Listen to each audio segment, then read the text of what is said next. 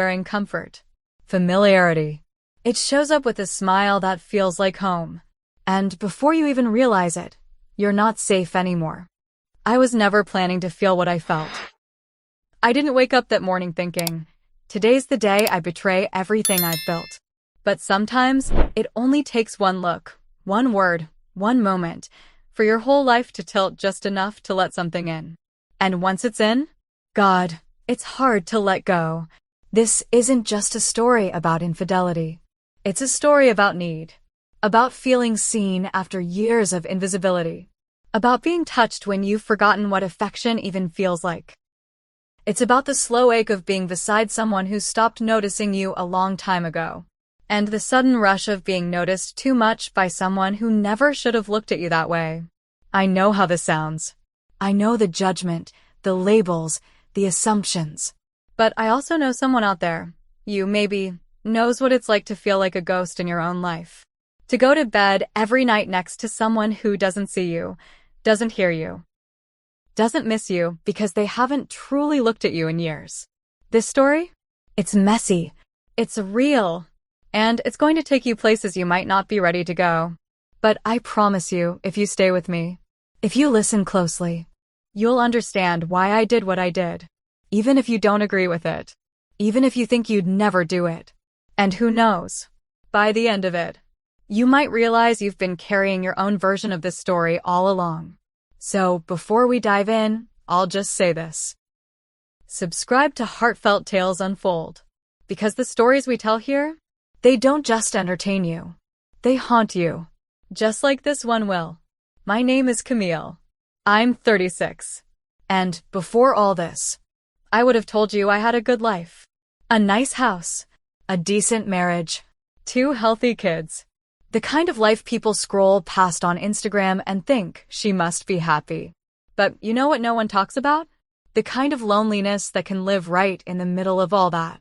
My husband, Marcus. He used to be warm. Years ago. He used to trace his fingers down my spine just to say he loved how I breathed. Now, he barely glances at me when he walks in the door. He's always working emails, deadlines, travel.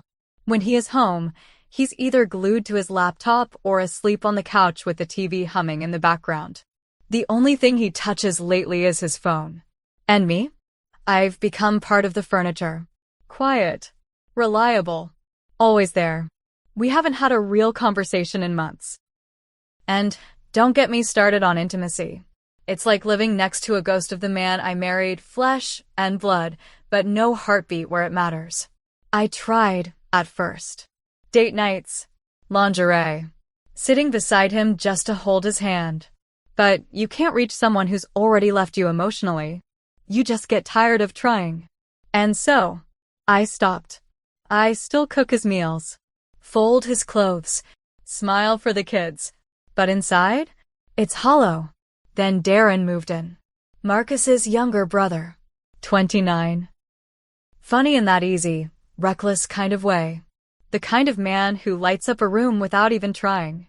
He said he needed a place to crash. His breakup had left him with nowhere to go. Marcus offered our guest room without even asking me. Just like that, Darren was in our space. At first, I barely noticed him. Just another mouth at the dinner table. But he noticed me. I don't mean in a creepy, obvious way. He just saw me. The first week he was here, he made a comment while I was setting the table. You do a lot around here. More than anyone sees. I laughed it off. But it stuck with me. Then another time, he helped me carry laundry upstairs. I must have looked tired, because he said, "You okay, Camille? You look like you've been carrying more than just this basket." He smiled when he said it. That smile. It wasn't flirty. It was kind. And I realized no one had asked me how I was in a long time. It's strange how quickly silence can become heavy. Our house is quiet most of the time. Not peaceful, just empty. The kind of quiet that presses on your chest when the sun goes down and you're still sitting alone in the kitchen. I'd wash dishes with my back to the living room, listening to Marcus typing or Darren flipping channels. Sometimes I'd hear them laugh about something. And I'd stand there, hands in soap, heart in knots. Because I wasn't part of it. Any of it. I was just there. Like background noise. But Darren, he started showing up in those quiet moments. Like when I'd be out back watering the plants, he'd lean on the patio door and talk to me about music or memories from when he and Marcus were kids. He told me stories I'd never heard about how Marcus used to sneak him candy when they were little. And I listened. I really listened. It made Marcus feel real again for a moment. It made me feel real. Then there was this one evening. I was in the garage, sorting old boxes, looking for something Marcus asked me to find weeks ago, but never mentioned again. The air was dusty. The kind that makes you cough when you move too fast. I was struggling to move a heavy box, and Darren walked in. No shirt. Just sweats and a towel over his shoulder. He grinned and said, "You trying to lift that alone?" Before I could answer, he was beside me, arms under the box, lifting like it was nothing. As he set it down, something fell. A photo album. It landed open at our feet. A picture of me from before the kids, before the marriage grew cold. I was laughing in it. Sunlight on my face. Carefree. He picked it up and said, almost too softly, "You used to smile like the sun." I froze. Because he said it like he missed that version of me. And the truth is, I missed her too. That night, I lay in bed next to Marcus. His back to me. Breathing steady. Sound asleep. My body next to him, but my thoughts somewhere else entirely. I didn't feel right, but I didn't feel wrong either. I just felt alive for the first time in years, and terrified of what that meant. Something had shifted, and I couldn't unfeel it. The next morning was Saturday. The kind of Saturday where everything feels slow and quiet. No alarm clocks. No rushed routines.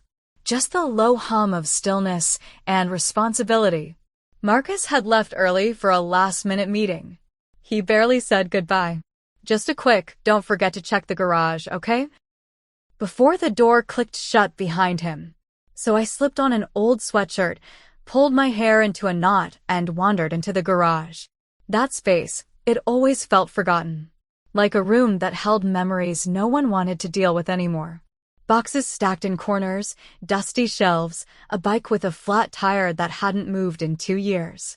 I started pulling things around, trying to find the box Marcus wanted. It was heavier than I expected.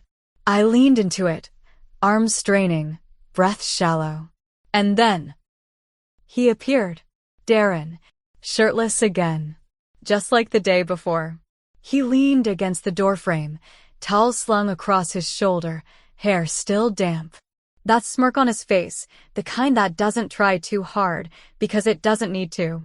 "You always do the heavy lifting alone," he said, walking toward me. I laughed under my breath. Someone has to. He didn't wait for me to ask. Just bent down and picked up the box like it was nothing.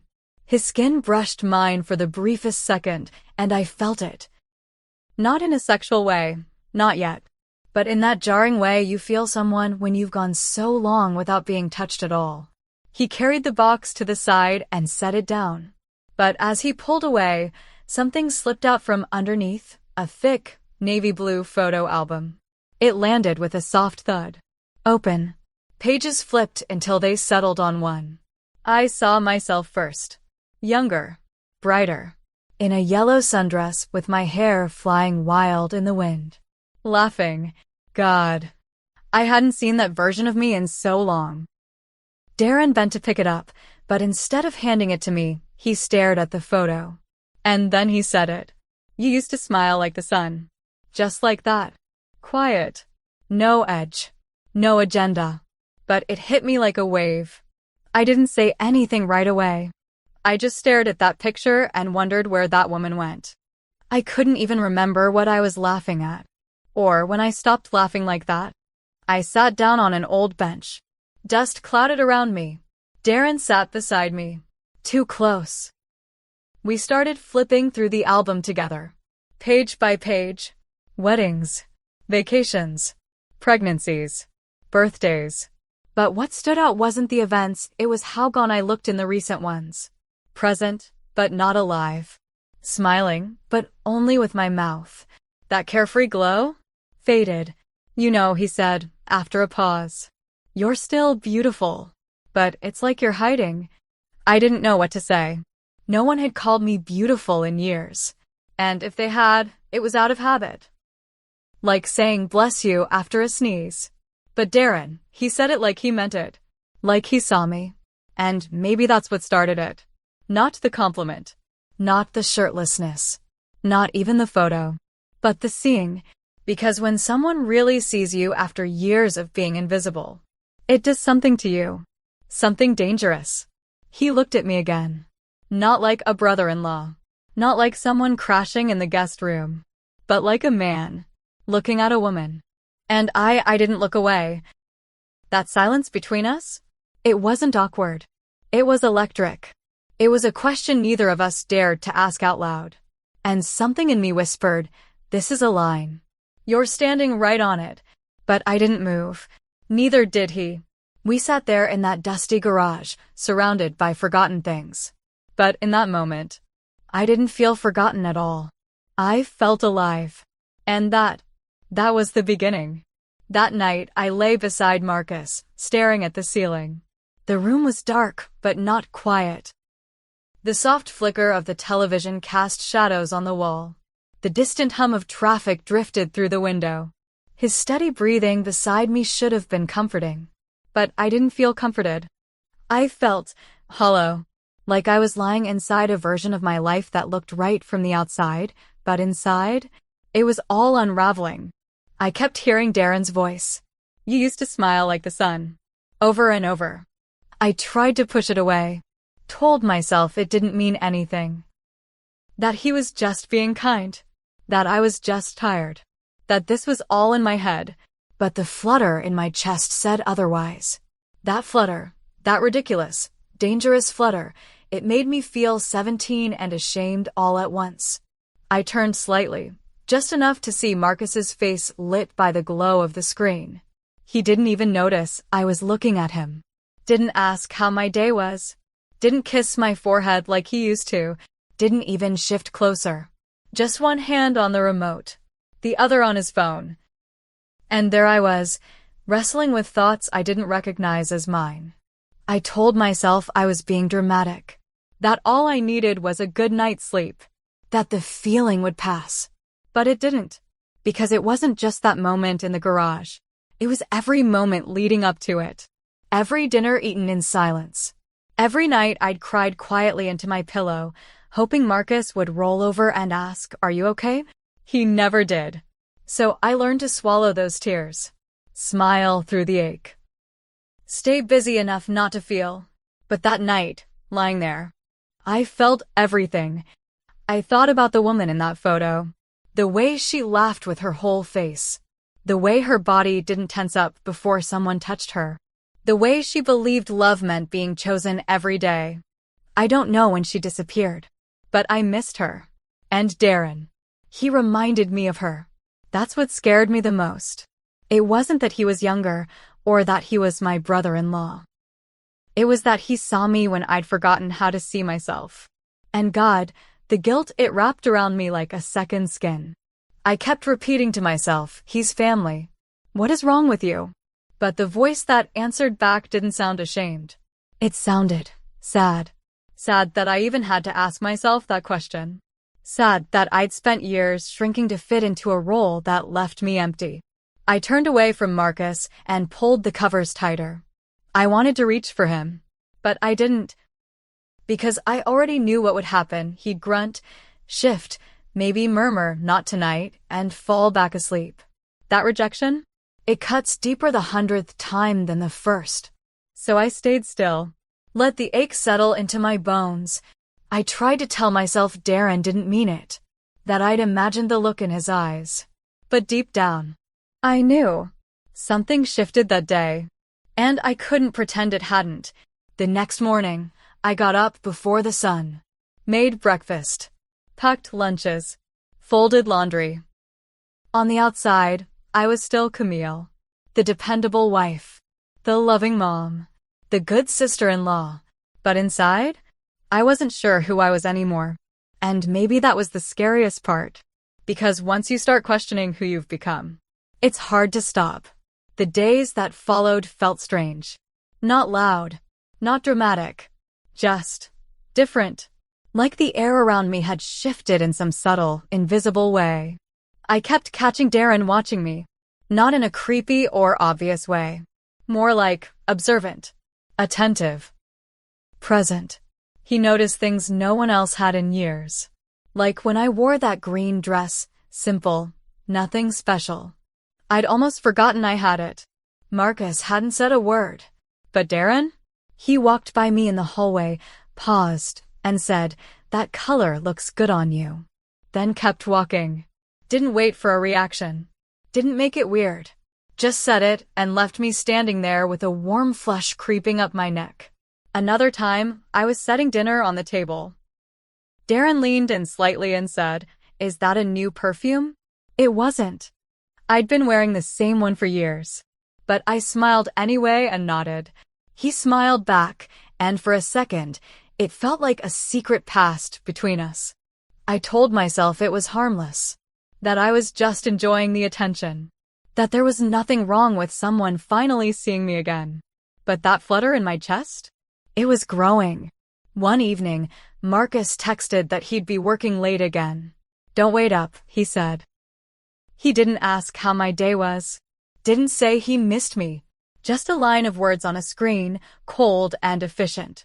I sat alone on the couch, the kids already asleep upstairs, the house quiet in that haunting way it always was at night. And then, there was a knock on my bedroom door.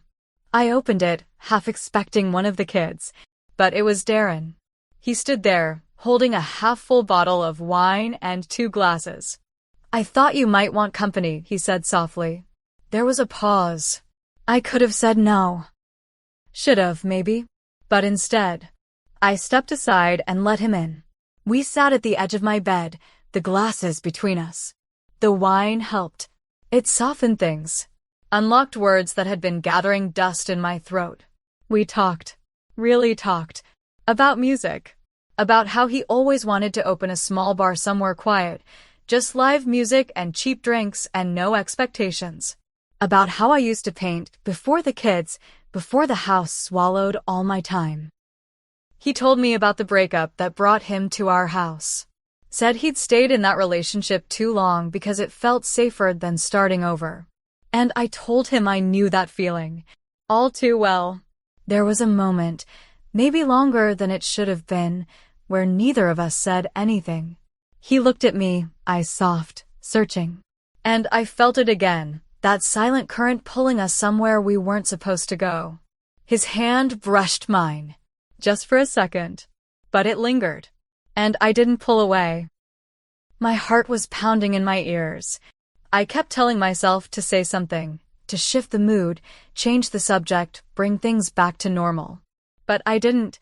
Instead, I asked, "Do you ever feel like you disappeared somewhere along the way?" He didn't answer right away. He just looked at me like he knew, like he'd been carrying the same ache. Then he whispered my name. Not loud, not playful, soft, like it meant something. And in that moment, it didn't sound brotherly. It didn't sound safe. It sounded like an invitation. And I almost took it. Almost. He stood up a moment later, said he should go. I nodded. Said good night like everything was fine. But after he left, I sat there in the silence, glass still full, heart still racing. Something had changed. The air between us had crossed a line, one that wasn't physical yet, but was no less real. And I knew, deep down, that if it happened again, I might not stop it. The sky turned gray just after 5. Heavy clouds rolled in like a warning, and the rain followed quickly, hard and steady. The kind that soaks the earth in minutes and makes the world feel smaller, quieter. Marcus called around 6. He said the storm had flooded a few roads and he was stuck at the office. "Don't wait up," he said again. I nodded, even though he couldn't see me. Said, "Okay, be safe." He mumbled something that sounded like, "Yeah, then hung up. Just like that. No I love you. No warmth. Nothing. The lights flickered once. Then again. Then went out completely.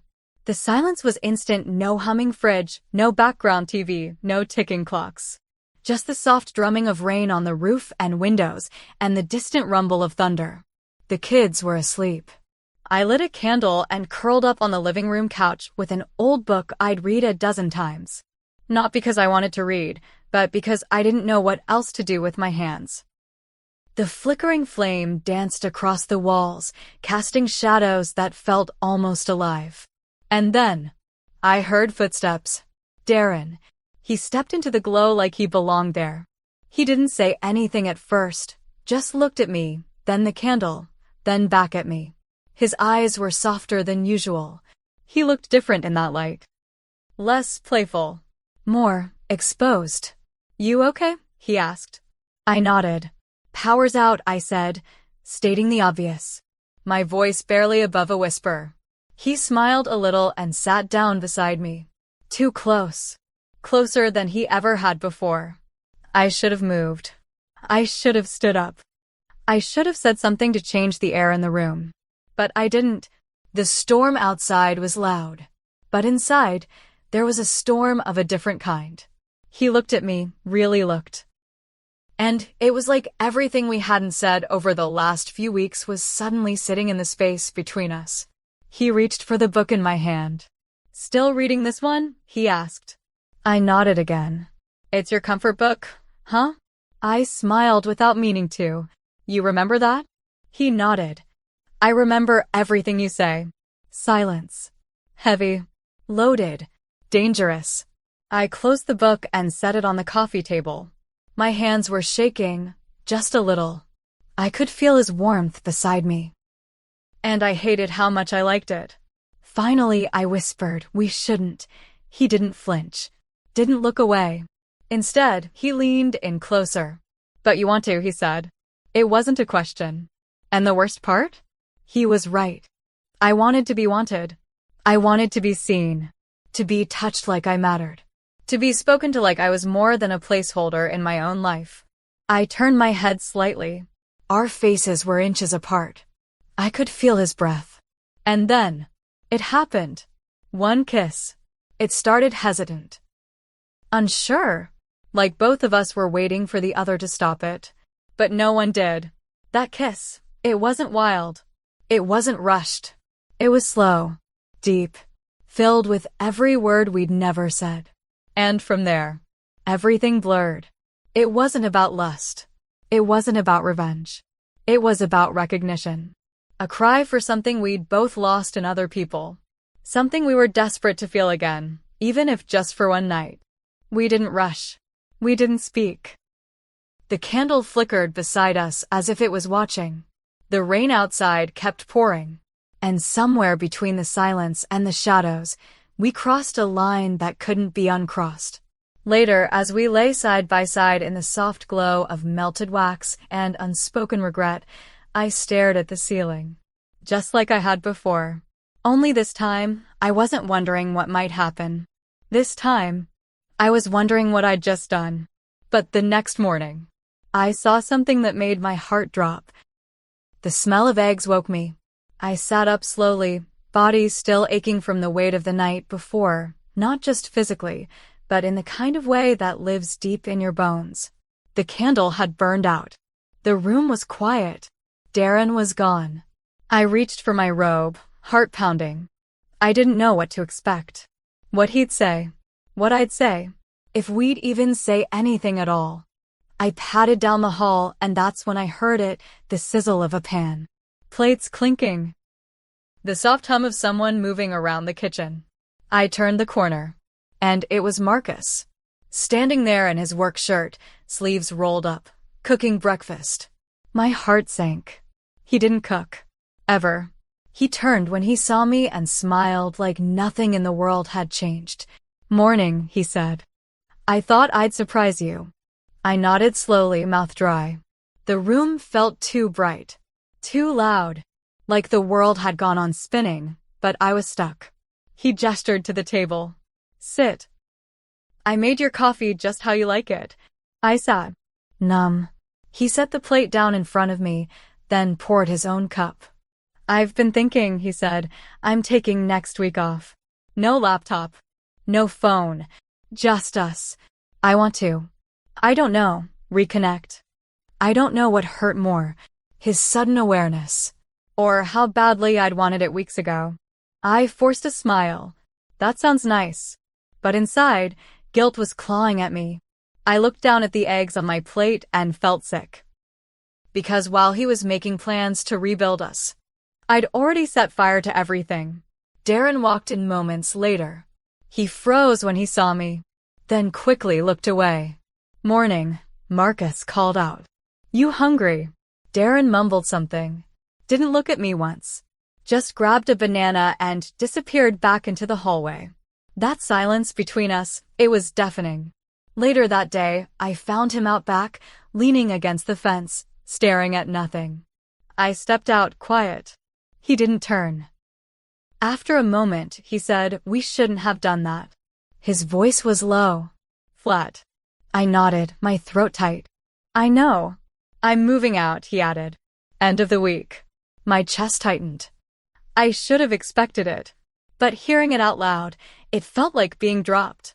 He finally looked at me. There was no anger in his eyes. No blame. Just regret. And something else, grief, maybe? Like we'd both lost something we never really had. He pushed off the fence and walked past me without another word.